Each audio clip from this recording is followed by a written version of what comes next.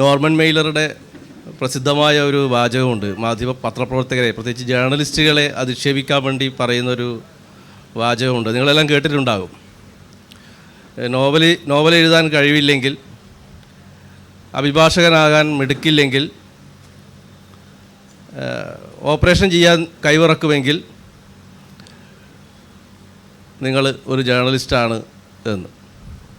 അതായത് നിങ്ങൾക്ക് ഒരു കഴിവുമില്ലെങ്കിലും ഒരു കഴിവുമില്ലാത്ത ആളുകളാണ് ജേർണലിസ്റ്റുകളാവുക എന്ന്. അതല്പം ആക്ഷേപകരമായിട്ടാണ് ജേർണലിസ്റ്റ് കൂടിയായ നോർമൻ മെയിലർ പറഞ്ഞതെങ്കിൽ ഒരുപക്ഷെ പിൽക്കാലം അതിൻ്റെ ഒരു പോസിറ്റീവായ അർത്ഥത്തിൽ അത് കണ്ടിട്ടുണ്ട്. നിങ്ങൾക്ക് ഇതിൻ്റെ എല്ലാം അംശങ്ങളുള്ളവരാണ് നിങ്ങൾ മാധ്യമപ്രവർത്തകർ എന്നാണ് പൊതുവെ ജേർണലിസ്റ്റുകളായ ആളുകൾ അല്പം ആത്മവിശ്വാസത്തോടെ പറയുക. നിങ്ങളിൽ അഭിഭാഷകരുടെ അംശമുണ്ട്, നിങ്ങളിൽ ഡോക്ടറുടെ അംശമുണ്ട്, നിങ്ങളിൽ നോവലിസ്റ്റിൻ്റെ, സർഗാത്മക എഴുത്തുകാരൻ്റെയും അംശം ഉണ്ട് എന്ന് പറയാറുണ്ട്. ഒരുപക്ഷെ അത്രയേറെ അനുഭവങ്ങളിലൂടെ കടന്നു പോകുന്നത് ഒരു സമൂഹമായിരിക്കും ജേർണലിസ്റ്റുകളുടേത്. കാരണം ഈ വിഭാഗങ്ങളുടെ ഇടയിലൂടെയൊക്കെ സഞ്ചരിക്കാനുള്ള ഒരു കുറച്ചധികമായ ഒരു കഴിവ്, അത് ഇന്ന ജാതി എന്നില്ല, വർഗമെന്നില്ല, ഇന്ന സമൂഹം എന്നതെന്നില്ല, ഏത് മേഖലകളിലൂടെയും കുറച്ചധികമായി സഞ്ചരിക്കാനുള്ള ഒരു അവസരം ജേർണലിസ്റ്റുകൾക്ക് കിട്ടുന്നുണ്ട്. അതെങ്ങനെ പ്രയോഗിക്കുന്നു എന്നതിലാണ് കാര്യമിരിക്കുന്നത്. മറ്റൊരു പരിഹാസവും കൂടിയുണ്ട്. പ്രത്യേകിച്ച് പുസ്തകം എഴുതുന്ന അല്ലെങ്കിൽ സർഗാത്മക രംഗത്ത് അല്ലെങ്കിൽ പ്രവർത്തിക്കുന്ന ആളുകളുടെ ഇടയിൽ കുറച്ചധികം വേറൊരു പരിഹാസവും ഉണ്ട്. അതൊന്ന് പരാജയപ്പെട്ട എഴുത്തുകാരാണ് പത്രപ്രവർത്തകരാണ് ആവുന്നത് എന്നൊരു പരിഹാസവും കൂടിയുണ്ട്. അതും നമുക്കറിയാം ഇന്നത്തെ നിലക്കത്ര ശരിയല്ല. കാരണം വേണമെങ്കിൽ നമ്മൾ തിരിച്ചു പറയാം, പരാജയപ്പെട്ട പത്രപ്രവർത്തകരാണ് എഴുത്തുകാരാവുന്നത് എന്ന് പറഞ്ഞാലും തെറ്റില്ല. കാരണം ഇന്ന് നമ്മുടെ എഴുത്തിലെ വലിയൊരു വിഭാഗവും മാധ്യമപ്രവർത്തകരോ ജേർണലിസ്റ്റ് എന്ന രീതിയിലോ പത്രപ്രവർത്തകരെന്ന രീതിയിലോ ഒരു തലത്തിൽ, വേറൊരു തലത്തിൽ നിന്നും വന്നവരാണ്. ആ ഒരു തലത്തിൽ നിന്നും വന്നവരാണെന്ന് നമുക്ക് പറയാം.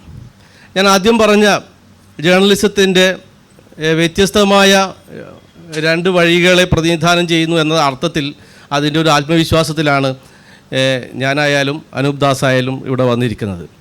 അനൂപ് ദാസിൻ്റെ മറ്റൊരു മഹാഭാരതം എന്ന പുസ്തകം, ഞാൻ എഴുതിയ മനിതർകാലം എന്ന പുസ്തകം, അതിനു മുമ്പ് എഴുതിയ ലേഡീസ് കമ്പാർട്ട്മെൻറ്റ് എന്ന പുസ്തകം പലപ്പോഴും നമ്മുടെ മുഖ്യധാര മാധ്യമ പ്രവർത്തനത്തിൻ്റെ ഒരു മറുവശത്തുള്ള അനുഭവങ്ങൾ കാണിക്കുന്ന പുസ്തകങ്ങളായിട്ടാണ് തീർച്ചയായും അനൂപ് ദാസും കരുതുന്നുണ്ടാവുക. ഞാൻ അങ്ങനെ തന്നെയാണ് കരുതുന്നത്. ആ അർത്ഥത്തിലാണ് എൻ്റെ ഈ ഒരു പുസ്തകം മുന്നോട്ട് വച്ചിരിക്കുന്നത്.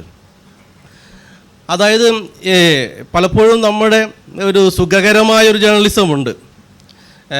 നമുക്ക് നമ്മുടെ ന്യൂസ് റൂമിൽ ഇരുന്ന് അല്ലെങ്കിൽ അതിൻ്റെ ഒരു ആംചെയർ ജേർണലിസം എന്നൊക്കെ വിമർശിക്കുന്ന തരത്തിലുള്ള ഒരു അവസ്ഥയുണ്ട്.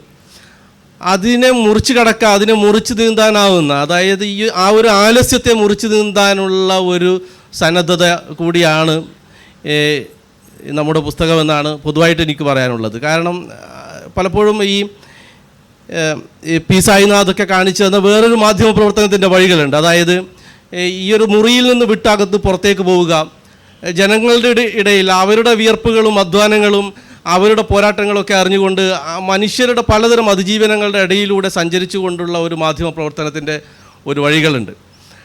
അത് പലപ്പോഴും നമ്മുടെ മെയിൻ സ്ട്രീം സമൂഹത്തിൽ കാണാത്ത, മുഖ്യധാര എന്ന് നമ്മൾ പറയുന്ന കാണാത്ത, സമൂഹത്തിൽ കാണാത്ത മനുഷ്യരെയാണ്.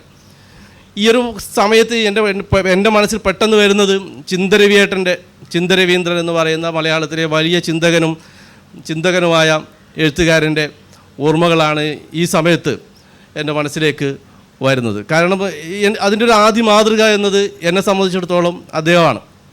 ഇപ്പോൾ അനൂപിൻ്റെ മറ്റൊരു മഹാഭാരതം വായിച്ചപ്പോൾ ഞാൻ ഓർത്തത് അകലങ്ങളിലെ മനുഷ്യർ എന്ന ചിന്തരവിയേട്ടൻ്റെ പുസ്തകങ്ങളാണ്.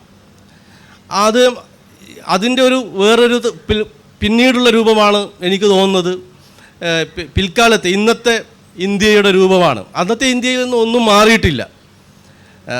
പ്രത്യേകിച്ചും ഈ അനൂപിൻ്റെ ഈ പുസ്തകം വായിച്ചാൽ നമുക്കറിയാം, അകലങ്ങളിലെ മനുഷ്യരിൽ രവിയേട്ടൻ കണ്ടിരുന്ന അത് കുറച്ചും കൂടി സാംസ്കാരിക, രവിയേട്ടൻ്റെ വാക്കുകൾ പറഞ്ഞാൽ സാംസ്കാരിക രഥ്യകളിലൂടെയൊക്കെ സഞ്ചരിച്ചു കൊണ്ടിട്ടുള്ള വഴികളാണെങ്കിൽ അനൂപിൻ്റെത് കുറച്ചുകൂടി രാഷ്ട്രീയവും സമൂഹവും ഒക്കെ കണ്ടിട്ടുള്ള വഴികളിലൂടെയാണ്. അപ്പോൾ അകലങ്ങളിലെ മനുഷ്യരിൽ നിന്നും അത്രയൊന്നും മാറാത്ത ഇന്ത്യയുടെ വേറൊരു മുഖമാണ് അനൂപിൻ്റെ പുസ്തകത്തെക്കുറിച്ച് എനിക്ക് പറയാനുള്ളത്. അതോടൊപ്പം തന്നെ എൻ്റെ കേരളം വളരെ പ്രസിദ്ധമായ അദ്ദേഹത്തിൻ്റെ ടെലിവിഷൻ ട്രാവലോഗാണ് ചിന്തരവിയേട്ടൻ്റെ. അത് അദ്ദേഹം ജീവിച്ചിരിക്കുമ്പോൾ തന്നെയാണ് 2010 ഞാൻ കേരള എക്സ്പ്രസ് തുടങ്ങിയത്.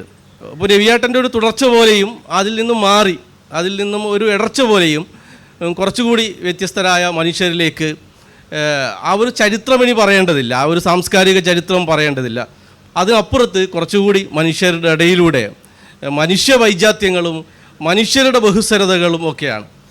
ഒറ്റവാക്കിൽ പറഞ്ഞാൽ ഇന്ത്യയുടെ ബഹുസ്വരതയാണ് അനൂപിൻ്റെ പുസ്തകമെങ്കിൽ കേരളത്തിൻ്റെ ബഹുസ്വരതയും വൈവിധ്യവുമാണ് എൻ്റെ പുസ്തകം. ഇത് രണ്ടുമാണ് എനിക്ക് എൻ്റെ പുസ്തകമായാലും അനൂപിൻ്റെ പുസ്തകമായാലും പറയാനുള്ളത്.